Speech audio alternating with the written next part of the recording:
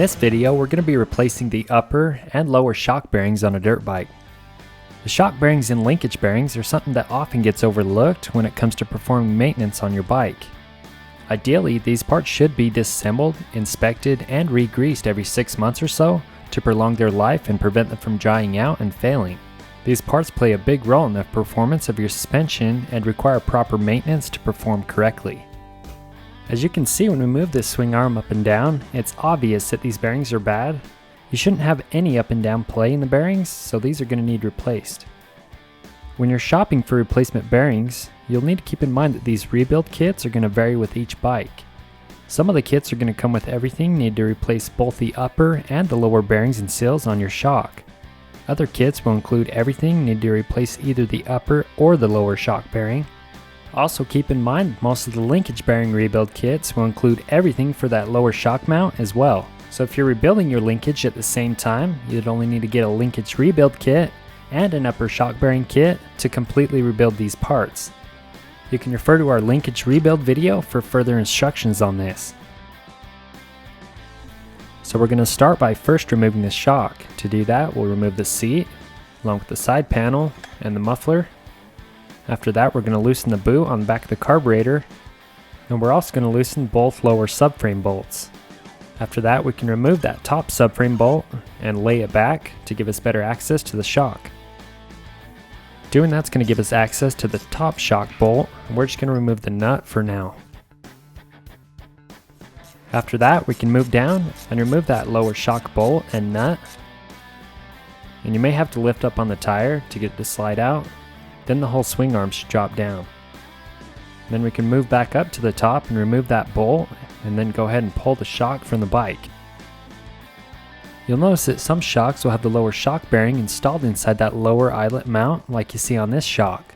Other shocks are going to have a split bottom mount design, and that lower shock bearing will be housed in the middle linkage arm like you see here. To replace this lower shock bearing, we're going to go ahead and remove the linkage from this bike by loosening and removing each nut from the 3 bolts holding it in place. After that, we can go ahead and pop those 3 bolts out, go ahead and pull the linkage from the bike. And again, we're just replacing the shock bearings and seals in this video.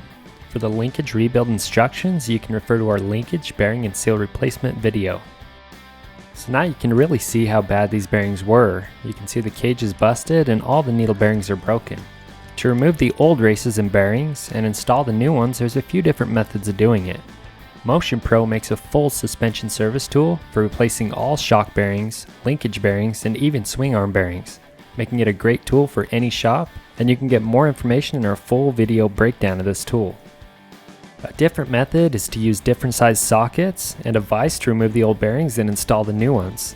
So we found the correct size socket that sits on top of the race, but it's just small enough to slide through the hole. Then we have a bigger socket on the other side to support the outer piece and allow us to press that bearing all the way out.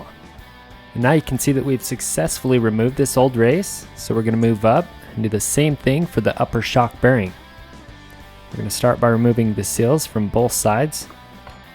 We're just using a flat blade screwdriver to do this. And now we're going to press that inner collar out, and you can see the needle bearing in there. So using the correct size sockets, we'll go ahead and carefully press it out of that upper eyelet mount on the shock.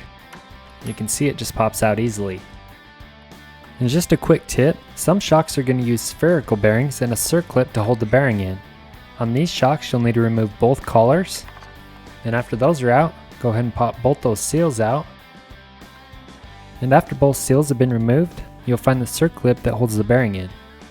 Keep in mind these bearings are only supposed to be removed and installed from one side, which is the side with the circlip. The shock eyelet mount is either tapered or has a step inside that keeps the bearing centered. This also means that if you try to push the bearing out the other side, you most likely end up causing damage to your shock. So to remove this bearing, we'll first need to remove the circlip. So to be able to remove this circlip, we first need to find the appropriate size socket that's going to sit on the race of the bearing. You also want it to be small enough so it doesn't push on the circlip at all. So now we're going to go ahead and take that over the vise, and we're going to use that socket to barely push the bearing in a little bit. We just need to push it just far enough to allow us to remove that circlip. And now you can see that that bearing isn't sitting right against the circlip anymore.